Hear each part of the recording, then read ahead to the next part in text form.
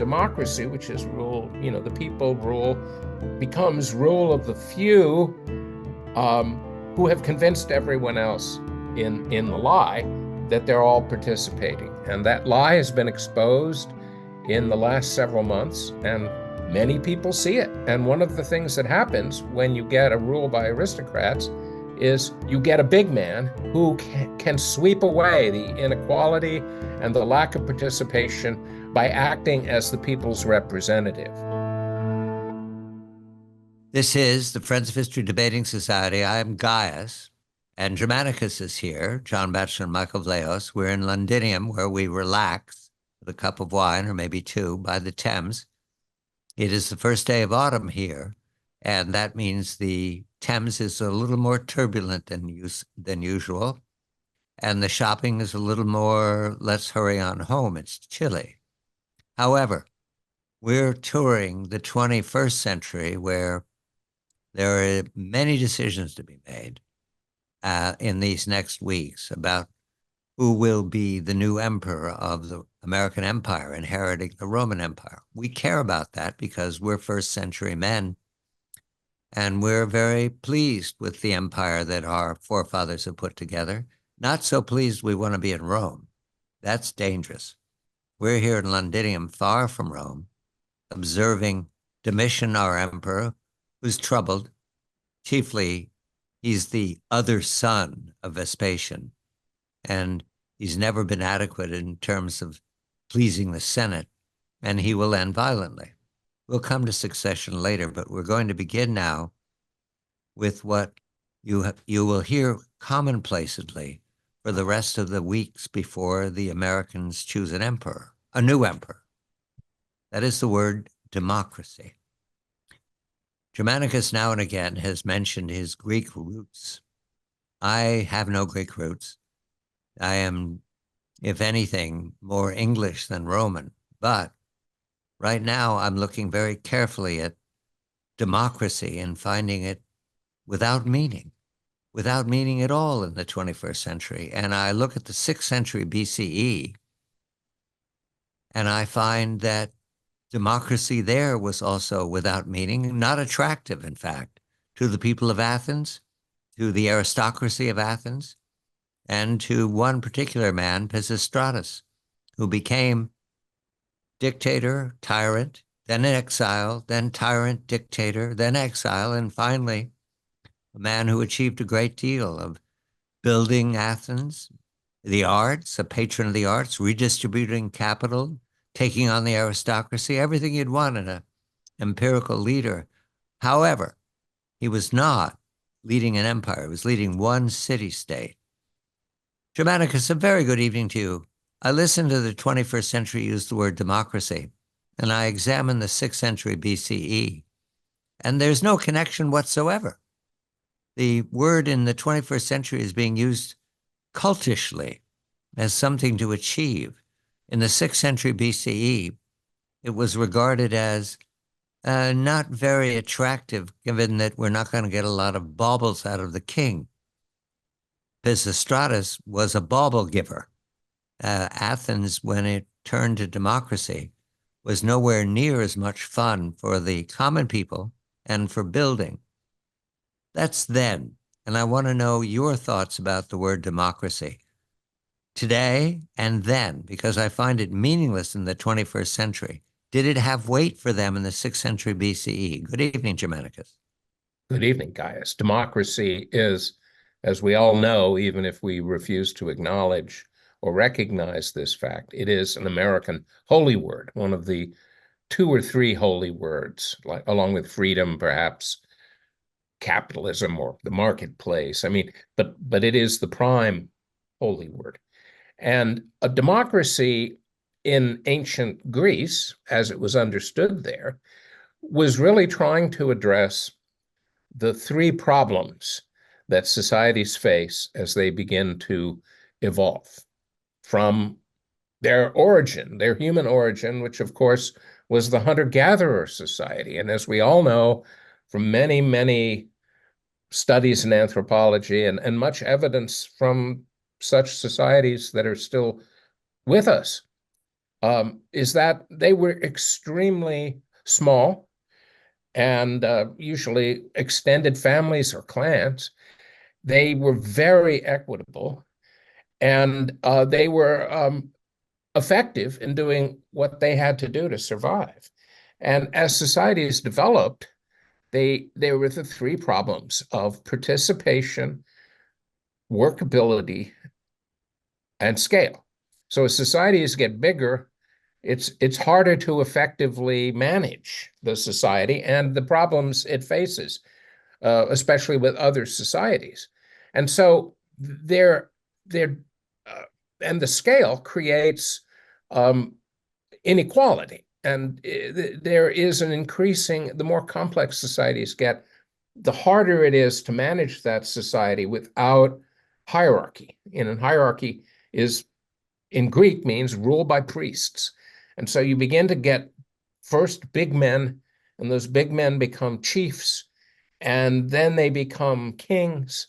A priestly class emerges from the shamans, and all of this is fueled by money, and all of this is required by a growing scale.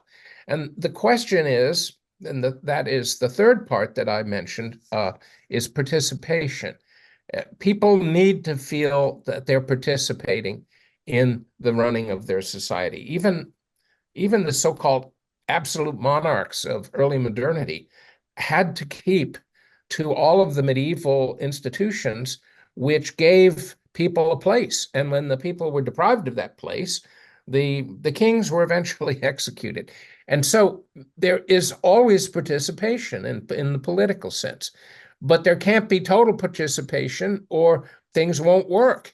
And the bigger things get, the harder it is to have anything approaching total participation. So what you end up having is a filtering process where citizenship is the basic requirement, and the citizens who then participate are a minority of the total population. And then there's another filter which involves wealth and status, and that is where you get aristocracies, because the larger a society gets, the harder it is to manage by many people. And so the Greeks and Romans came to different solutions. The Roman constitutional order they called the res publica, and it overthrew the monarchy, and it was very participatory. But as Rome got bigger and bigger, and the problems of making things work got harder and harder, fewer and fewer people were actually effectively participating. And ultimately, you came to an emperor constitutional order with a Senate, which represented the aristocracy. And this is what's happened to the US. And what we see in 6th century Greece, before the classical era where you have Pericles and Athens at the peak democratic moment, you had participation organized through Pisistratus, who is the tyrant that you mentioned in the 6th century, by overturning a kind of oligarchic rule by proto-aristocracy, and also rule that neglected the poor and existed for the benefit of the privileged rich. And of course, he did his best to break that down, just as the Roman tribunes, the Gracchi brothers, tried to do, just as Julius Caesar was doing. And as the new Roman emperor system sought to continue to do in many complex ways, which we can't get into, but we can refer to them.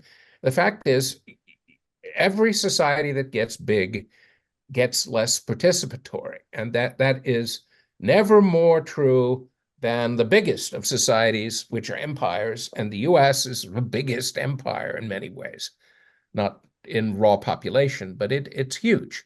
And it is almost impossible to figure out how participation works. So it becomes an iconic, like I said, a sacred or holy word that is used to legitimate the rule of the few. So democracy, which is rule, the people rule, becomes rule of the few who have convinced everyone else in the lie that they're all participating. And that lie has been exposed in the last several months, and many people see it. And one of the things that happens when you get a rule by aristocrats is you get a big man who can sweep away the inequality and the lack of participation by acting as the people's representative. So the power of the people is somehow personally invested in him. And that's where Julius Caesar came from. That's why you had a succession of big men in Rome before the end of the Republic. And this is the appeal of Mr. Trump. And it reflects a rejection by perhaps the majority of Americans in the emerging oligarchic framework that in many ways does seem to resemble, although on a much bigger scale, the kind of situation that Athens had. And in many ways, it's worse because the oligarchs in America today are very few in comparison to the total number of citizens, so-called citizens.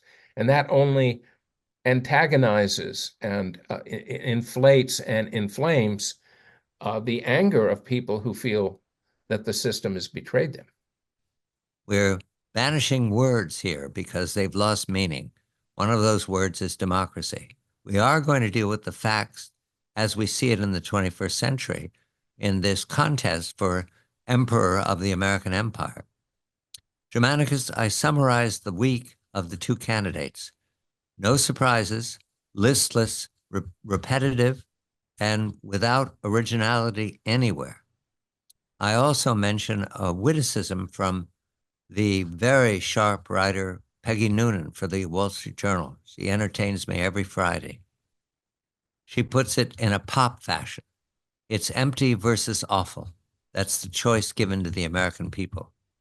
I mention that because the American people are being asked to make a choice, almost like putting a white ball or a black ball into a box, between two candidates who represent very little that I can summarize. There's very little to say. And that's an odd way to go about choosing an emperor. Or is it? Have we done this before? Does it come out okay? Every empire must have an emperor, and every emperor must, upon his passing, or as the Romans would say, ascension, at which point he might be, if he was well thought of, be declared a god. But all emperors have to find a successor, or a successor has to be found to replace them. And thus the act of succession, as we have discussed here, becomes an issue. And the Romans had three ways to decide succession. One, if an emperor was weak or screwed up, and the Senate, meaning the big men surrounding the imperial system, would get together and overthrow him, or perhaps a faction would get together, perhaps led by a general, perhaps by a senator, and you would have the emperor essentially assassinated. He'd be overthrown. The Byzantines had a more elegant way as the successor Romans by merely blinding, because a blind man in the Hellenic Byzantine world could not rule. And that's one way of doing it. Another is to have a short civil war, which would decide, it would show which of these contending factions were more powerful and more effective, because battle has a way of revealing who is more effective. And the third way, which worked pretty well, was established, strangely enough, by Augustus. We think of the Julio-Claudian dynasty as having a family succession, and so it was, but not totally. In other words, the second emperor, Tiberius, was not the son of Augustus, as you would normally have in a dynasty, say, of monarchs. He was the adopted son of Augustus. And the same went on down the line throughout the dynasty, so that you had relations who were not necessary, they might have been familial directly, but not father-son. So you had actually, although no one thought of it at the time, the rule of Augustus created not just the external constitutional order, but the implicit best case for succession. And actually, after the problems in the dynasty we live in, founded by Vespasian, where sons aren't working out so well, the successor to the current emperor, Domitian, Mr. Nerva, shall we use the American term, approached succession through adoption. And adoption worked very well for a century for the Romans. And then it devolved to what worked more effectively, but was violent, and that was civil war. So the United States is in a situation now where the constitutional order of the American Republic is in doubt. We've maintained the fiction of a republic, but you have essentially a system where you have an emergent oligarchy that trades off power every now and then. And usually during a party system, and I think I've talked about this before,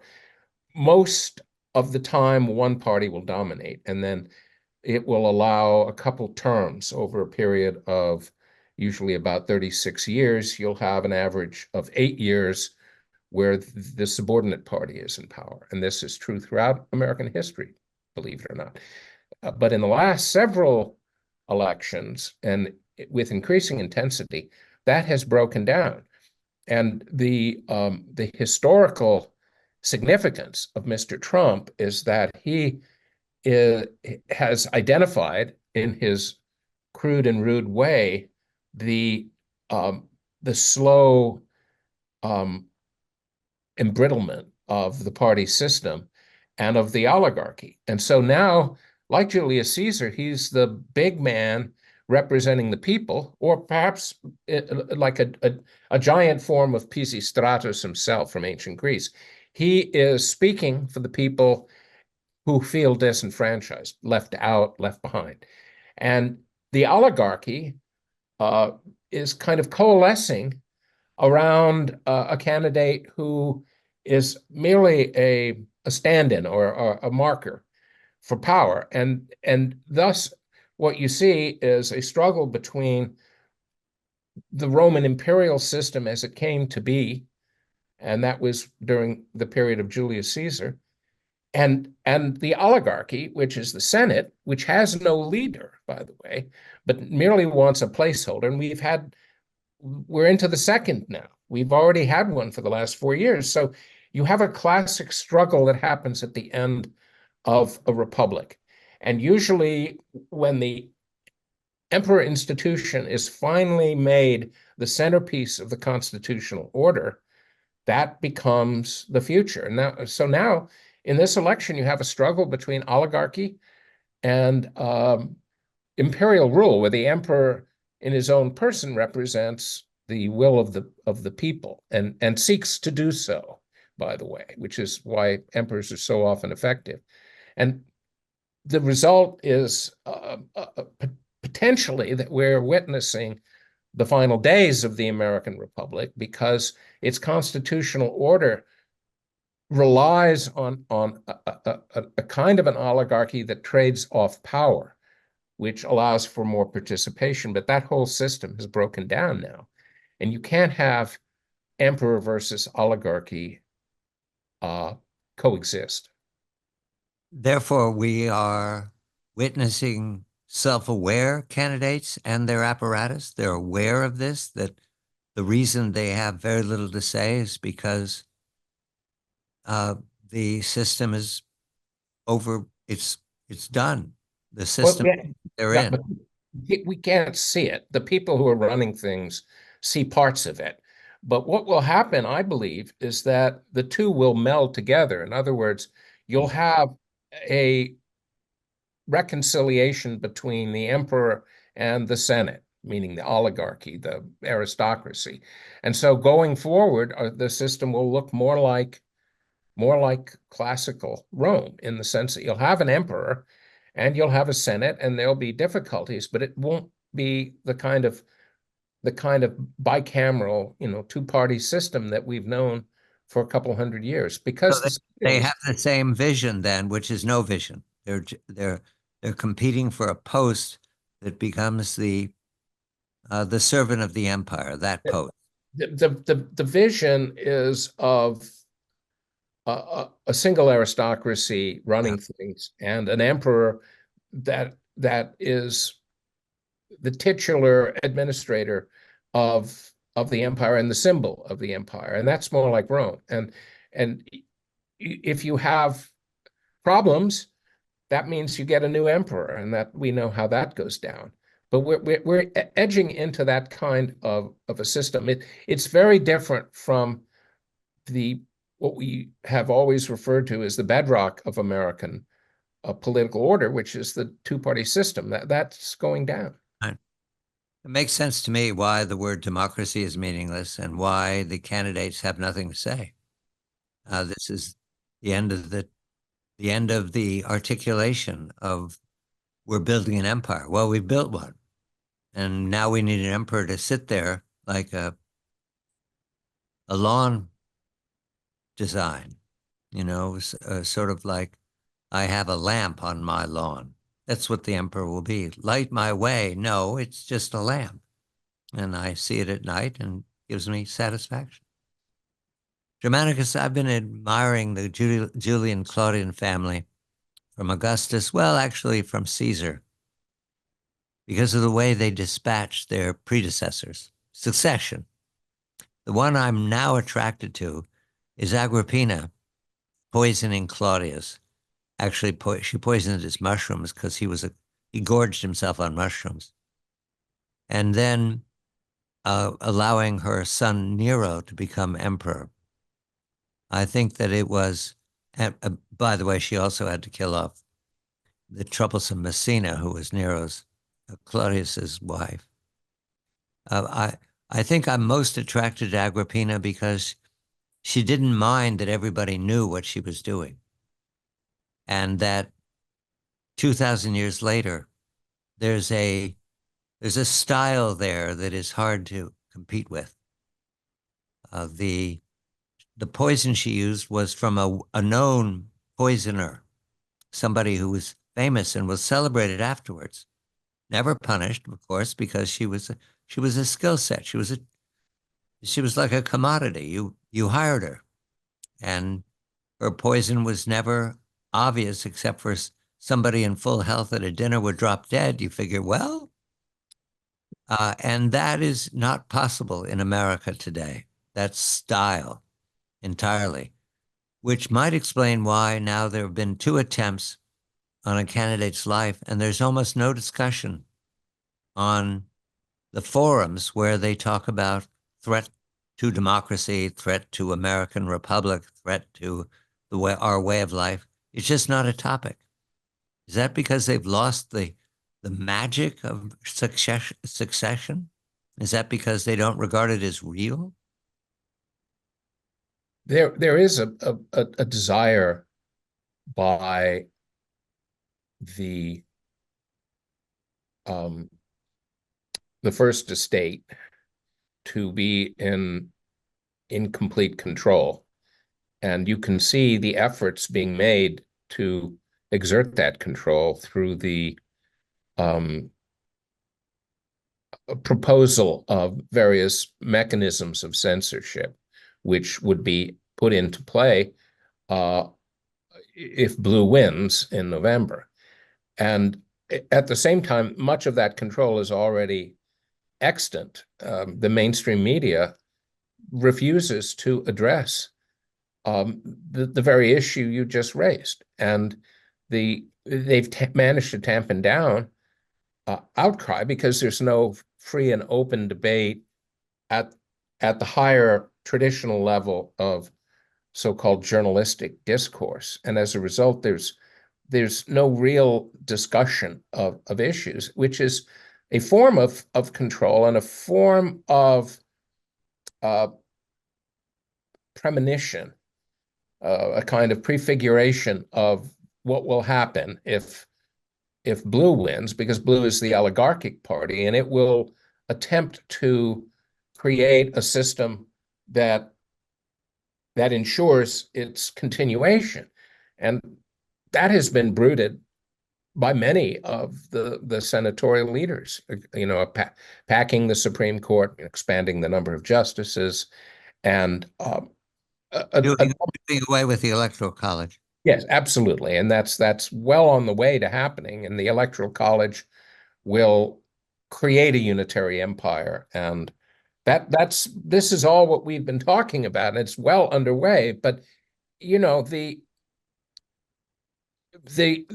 brutality under the surface, the iron fist that looks soft because it's covered by a silk glove, it was shown in the way they peremptorily dispatched the last emperor, and the capacity to operate with such efficiency is a mark of an oligarchic system. It's also the mark of an empire, and that's why I was suggesting in our last segment that effectively there has to be some coming to terms of emperor and oligarch. You just can't assassinate every emperor. There has to be an opportunity for an emperor to lead. And so the premium will be on imperial leadership. And that this is the great weakness of blue, is that they have become oligarchic and they don't know how to get to a more imperial system.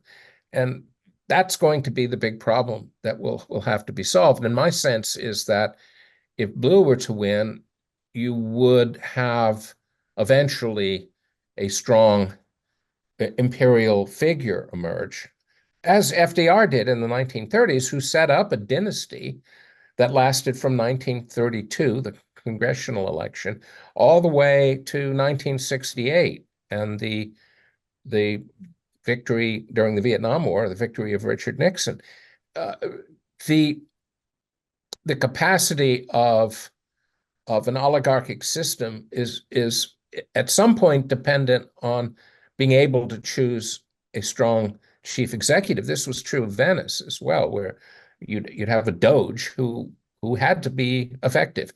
And that would explain why they're not sensitive about succession, because it's a system that's coming, not one person. And so if red were to win, it would probably lead to a more Augustan system, I would imagine, because Trump will ascend at some point. He is older, and he's unless he becomes the new Tiberius. Wouldn't that be a turn? Well, that could happen as well. But the thing is that it's not likely to be as successful because it is not undergirded by it doesn't have its own elite. You've seen with Mr. Cheney, for example, that much of the old establishment elite, which includes Peggy Noonan, I should rush to mention, doesn't want a populist leader, doesn't want to go down the route of Caesar. They want to go down the route of an oligarchic system. But the main point that I can't make too strongly is that America had an outlet for conflict that could not be resolved by having this bicameral system, the two-party system. And so if one party failed dramatically, another would take its place. This is what happened in 1932. And 1 minute, 1 minute, Germanicus. Yeah, and that is not on the table now. It's a more it's the development or the coming of a unitary system of emperor and senate, of leader and aristocracy, and that's just the way America is structured today. I mentioned in passing, Agrippina used a formula from a poisoner. We use works. Germanicus is Michael Vlahos. I am Gaius John Batchelor. What are we going to see tonight at the theater? I have advance warning. Reading from the Aeneid. How about that? The part where Dido falls in love with Aeneas, but he can't stay. He has a mission, and she curses him. One of my favorite parts of the Aeneid. Dido complains, and turns back to Carthage. Aeneas has a fate, and someday that fate will include burning to the ground everything Dido builds. There's a love story. There's a love story. This is the French History Debating Society. I'm John Batchelor.